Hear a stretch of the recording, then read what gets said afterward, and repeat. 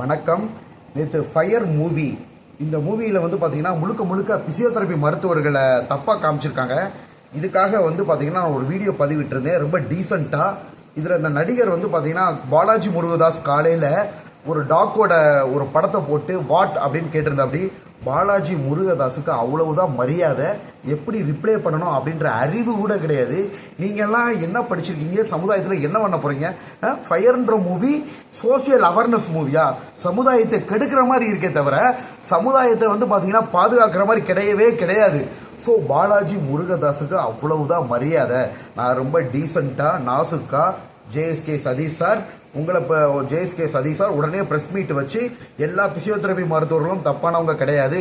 இந்த இந்த fire movie வந்து நிறைய பிசியோதெரபி மருத்துவர்களை ஓகேங்களா மனக்காயம் அடைய செய்து அப்படின்னு சொல்லியிருந்தோம். இதை ரொம்ப டீசெண்டாக நாசுக்காக எடுத்து சொல்லியிருந்தேன்.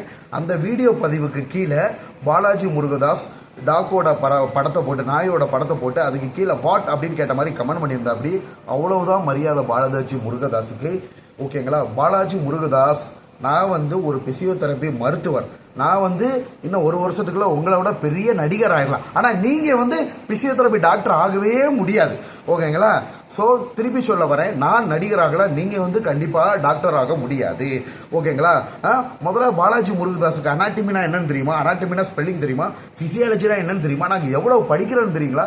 எவ்வளோ டீசெண்டாக நாசுக்காக நாங்கள் எடுத்து சொல்லியிருக்கோம். பாலாஜி முருகதாஸ், நீங்கள் நினைக்கிற மாதிரி சமுதாயத்தில் பிசியோதெரபி டாக்டர்ஸ்னால் சாதாரணம் கிடையாது. எங்கள் பிசியோதெரபி துறை பிறந்த இடம் 2ஆம் போர்க்களம். 2ஆம் போர்க்களத்தின் போதுதான் பிசியோதெரபி துறை பிறந்தது. இன்று போர்க்களத்திலே பிறந்து இன்று போர்க்களத்தில் போர்ப்படை வீரர்களாக பிசியோதெரபி உரிமைக்காக நின்று கொண்டிருக்கின்றோம். பிசியோதெரபி துறை பிறந்தது 2ஆம் உலக போர்ப்பா.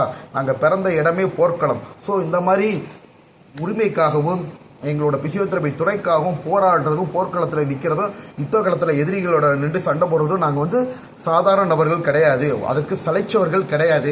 சண்டை போடுறோம்னா அகிம்சா அடிப்படையில், காந்திஜி அடிப்படையில் கண்டிப்பாக வந்து பார்த்திங்கன்னா எங்களோட உரிமைகளுக்காக போராடுவோம். பொதுமக்கள்லாம் வந்து பார்த்திங்கன்னா முட்டாள்கள் கிடையாது. ஆக்சுவலாக ஃபயர் அப்படின்ற மூவியே ஜேஎஸ்கே சதீஷ் சார், நீங்கள் படையெடுத்திருக்கிறது வந்து பார்த்திங்கன்னா உங்களுக்கு நீங்கள் சம்பாதிக்கிறதுக்கும், ஓகேங்களா, நீங்கள் சம்பாதிக்கிறதுக்காக எந்த மாதிரி சீன் போட்டால் நல்லாயிருக்கும் அப்படின்னு சொல்லிட்டு சில ஆபாச காட்சிகளை காமிச்சு படம் எடுத்திருக்கீங்க. நான் உங்கள் படத்தை பற்றியோ உங்களோட காட்சிகளை பற்றியோ நான் குறை சொல்லவே இல்லை. இந்த படம் எடுத்து முடித்ததும் ஓகேங்களா பிசியோதெரப்பி மருத்துவர்களை பற்றி நிறைய பொதுமக்களுக்கு தவறான புரிதல்கள் போயிருக்கு. அது மட்டும் இல்லாமல் இந்த படத்தில் எல்லா கூகுளையும் மிஸ்டரியஸ் ஆஃப் பிசியோதெரபிஸ்ட் கொடுத்துருக்கீங்க. பிசியோதெரபிஸ்டின் மர்மங்கள். நான் சொல்கிறேன், ஃபயர் மூவியோட மர்மமே நீங்கள் பணம் சம்பாதிக்கிறதுக்காக பிசியோதெரபி துறை என்ற புனிதமான துறையை பகடக்காக பயன்படுத்தி நீங்கள் வந்து பார்த்தீங்கன்னா பிசியோதெரபிஸ்ட்களை பொய் பிரச்சாரம் செய்ய பண்ணியிருக்கீங்க. ஓகேங்களா, என்னங்க பிசியோதெரபிஸ்டோட மர்மம் உங்களுக்கு தெரியுமா? நாங்கள் எவ்வளோ கஷ்டப்பட்டுக்கிட்டு இருக்கோமே. ஒவ்வொரு நோயாளிகளோட வீட்டுக்கே சென்று வெயிலையும் மழையிலையும், சுட்டரிக்கும் வெயிலிலும் மழையிலையும் போய் ஒவ்வொரு தாய்மார்களையும், எங்களோட தாய்மாரையும் சகோதரிமாரையும் நாங்கள் சிகிச்சை அளிச்சுக்கிட்டு இருக்கோம். திருப்பி சொல்ல வரேன், டாக்டர் சதீஷ் சாருக்கும் அதுக்கப்புறம் வந்து பார்த்தீங்கன்னா பாலாஜி முருகதாஸுக்கும், நான் வந்து பார்த்தீங்கன்னா பாலாஜி முருகதாஸ் ரொம்ப நீங்கள் வந்து தலைக்கணத்தில் ஆடிக்கிட்டு இருக்கீங்க. உங்களை விட பல மடங்கு சிறந்த நடிகர் நான். புதுசாக நடிக்க வரல, பள்ளிப்பருவத்திலேருந்து நடிக்க வந்திருக்கேன். உங்களை விட அதிக மக்கள் செல்வாக்கு எனக்கு இருக்குது. பொதுமக்கள் மத்தியில் கண்டிப்பாக அந்த பிரச்சனை போகிறோம். யாரும் மக்கள் தீர்ப்பு மகேஷின் தீர்ப்பு. ஓகேங்களா, ஸோ திருப்பி சொல்ல வரேன், பாலாஜி முருகதாஸை விட இன்னும் ஒரு வருஷத்துக்குள்ளே நான் பெரிய இடத்துல பெரிய நடிகராக கொடிகட்டி பறப்பேன். ஆனால் நீங்கள் வந்து தலையிலனாலும் டாக்டர் ஆக முடியாது.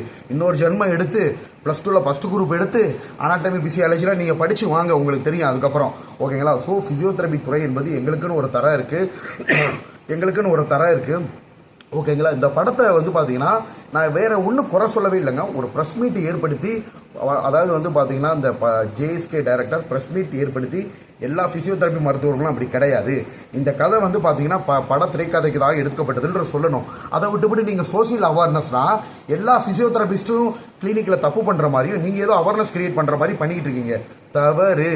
ஓகேங்களா, இந்த படம் எடுக்கப்பட்டதோட உள்நோக்கம் வந்து பார்த்தீங்கன்னா கமர்ஷியல் பர்பஸ், பணம் சம்பாதிக்கிறதுக்காக பிசியோதெரபி துறையை பகடைக்காக பயன்படுத்தி, ஓகேங்களா, பிசியோதெரபி கிளினிக் அப்படின்றது, அந்த பிசியோ கிளினிக்னு காமிச்சிட்டு டாக்டர்னு சொல்லிட்டு அதில் வந்து பார்த்தீங்கன்னா சில சர்ச்சைக்குரிய சீன்கள் இருக்குது. நாங்கள் வந்து பிசியோதெரபி துறையை வந்து தெய்வமாக நினைக்கிறோம். ஓகேங்களா, எங்களோட கிளினிக்கில் வந்து பார்த்தீங்கன்னா எங்களோட எல்லா ஆசாபாசங்களையும் ஒதுக்கி தள்ளிவிட்டு ஒரு பேசிக்காக ஒரு மருத்துவராக தான் உள்ளுக்குள்ள நுழைகிறோம். நோயாளிகளுக்கு சிகிச்சை அளிக்கிறோம்.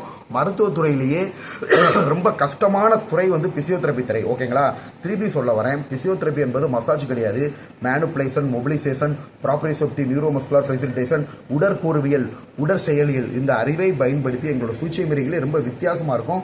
கடினமான சிகிச்சை, அதாவது எம்பிபிஎஸ் மருத்துவர்கள் மருந்து மாத்திரைகளை கூட ஈஸியாக வந்து ப்ரெஸ்கிரைப் பண்ணிடுவாங்க. ஆனால் பிசியோதெரபிஸ்ட்டு ஒரு நோயாளிக்கு 1 மணி நேரம் டைம் ஸ்பெண்ட் பண்ணணும். ஒரு நாளைக்கு 8 நோயாளிக்கு மேலே பிசியோதெரபிஸ்ட்டை பார்க்க ஒரு நாளைக்கு 8 நோயாளிகளுக்கு மேலே பிசியோதெரபிஸ்ட்டால் பார்க்க முடியுது.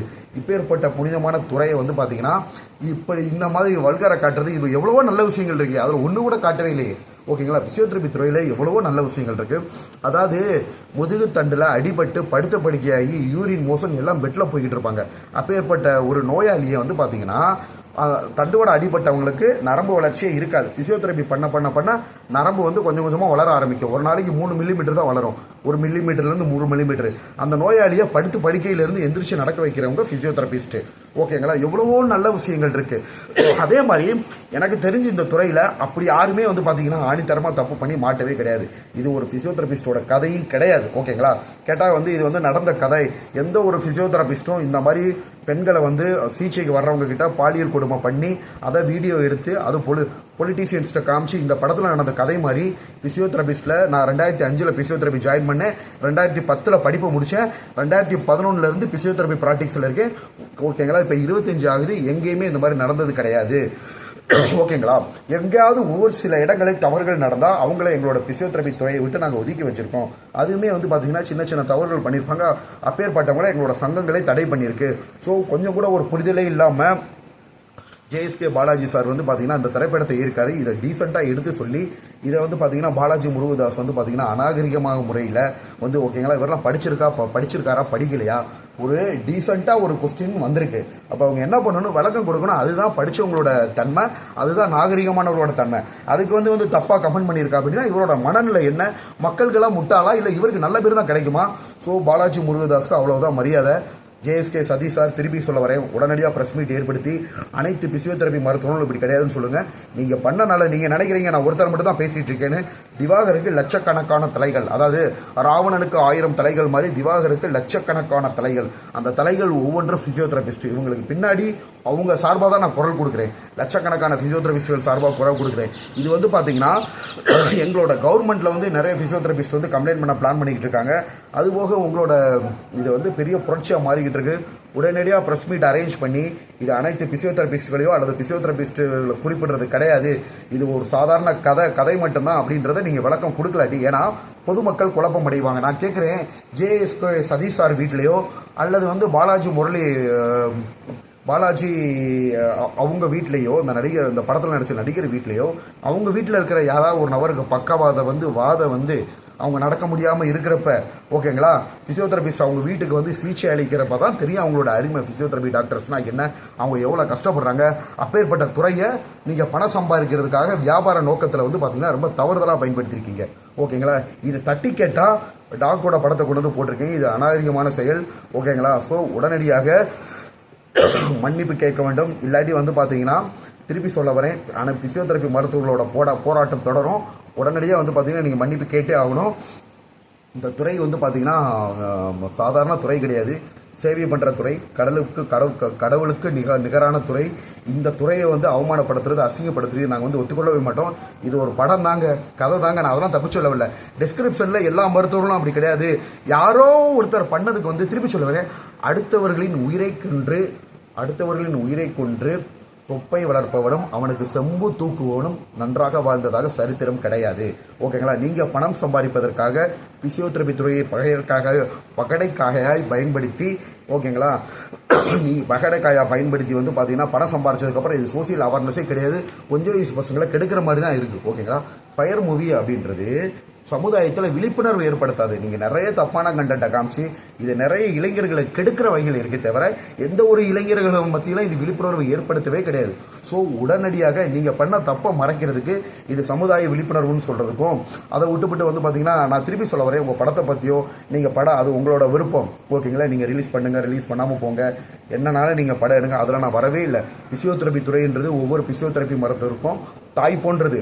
அதாவது பாலாஜி முருகதாஸோ அல்லது ஜேஎஸ்கோ சதீஷாரோ உங்களோட தாயை பற்றி யாராவது இழிவாக பேசினா நீங்கள் சும்மா இருப்பீங்களா? ஓகேங்களா? கண்டிப்பாக நீங்கள் பொங்கி எழுவீங்க. அதே மாதிரி ஃபிசியோதெரபி துறை என்பது ஒட்டுமொத்த ஃபிசியோதெரபி மருத்துவர்களுக்கு தாய் போன்று. அவங்களோட தாயை நீங்கள் இழிவாக காமிச்சிருக்கீங்க.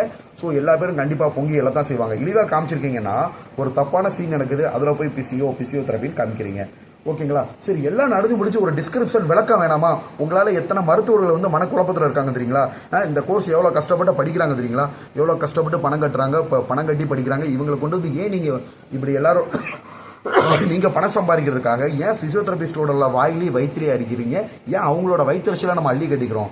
ஓகேங்களா? ஸோ ஜேஎஸ்கே சதீஷ் சார், நீங்கள் விளக்கம் கொடுத்தே ஆகணும். ஃபிசியோதெரபிஸ்டோட சாபத்துக்கு உள்ளாகாதீங்க, அவங்களோட வாயிலையும் வயிற்றுலையும் அடிக்காதீங்க. அதே மாதிரி நீங்கள் இந்த மாதிரி பண்ணுற தப்பு நிறைய நோயாளிகள், பெண் நோயாளிகள் வந்து ஆண் ஃபிசியோதெரபி மருத்துவர்கிட்ட போய் சிகிச்சை அளிக்கிறதுக்கு நீங்கள் பண்ணுறதை வந்து பயப்படுற மாதிரி ஆக்கிட்டீங்க. ஓகேங்களா? அது வந்து ஒரு பெரிய தவறு. ஓகேங்களா? ஸோ இப்போ நானும் இருக்கேன், நிறைய ஃபீமேல் பேஷண்ட்ஸும் அதிகமாக பார்க்குறேன். நல்ல பேர் தான் எடுத்துக்கிட்டு இருக்கேன். நிறைய வந்து பார்த்தீங்கன்னா யூடியூப் சேனல் இன்டர்வியூ போகிறப்பே நான் யூடியூப் சேனல் போடுறவங்களுக்கு போய் அங்கே உள்ளவங்களுக்கே நிறைய பேர் பேக் பெயினா பெண்களுக்கு சிகிச்சை அளிக்கிறோம். ரொம்ப டீசெண்டாக போய்கிட்டு இருக்கு சமுதாயத்தில்.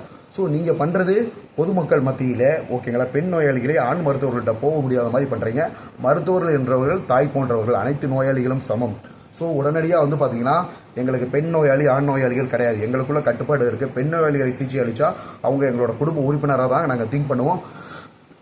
உடனடியாக ஜேஎஸ்கே சதீஷ் சார் வந்து பார்த்தீங்கன்னா நீங்கள் வந்து பாலாஜி முருகதாஸுக்கு சில அறிவுரைகளை சொல்லுங்கள். ஓகேங்களா? ஸோ தேவையே இல்லாமல் சோசியல் மீடியாவில் எல்லா வாயை கொடுத்து அவர் மாட்டுறாரு. அதே மாதிரி நீங்கள் ஜேஎஸ்கே சதீஷ் சாரும் உடனடியாக வந்து பார்த்தீங்கன்னா ப்ரெஸ் மீட் ஏற்படுத்தி இதற்கான விளக்கம் நீங்கள் வந்து கொடுத்தே ஆகணும். நன்றி, வணக்கம். பொதுமக்கள்கள் முட்டாள்கள் கிடையாது. இது ஒன்றும் 1980 கிடையாது, இது 2025. ஸோ யாருமே நாடகம் ஆடவே முடியாது, நாடகம் ஜெயிக்கவும் ஜெயிக்காது. இந்த ஆக்சுவலாக எல்லோரும் சொல்லுவாங்க truth will prevails. Yes, the truth will prevails. Once it prevails fully, not partially. வாய்மையே வில்லும். ஒரு தடவை உண்மை ஜெயிச்சுட்டா அது முழுசாக ஜெயிச்சிடும், பாதியிலே நிற்காது. ஸோ ஜெய்ஹிந்த்.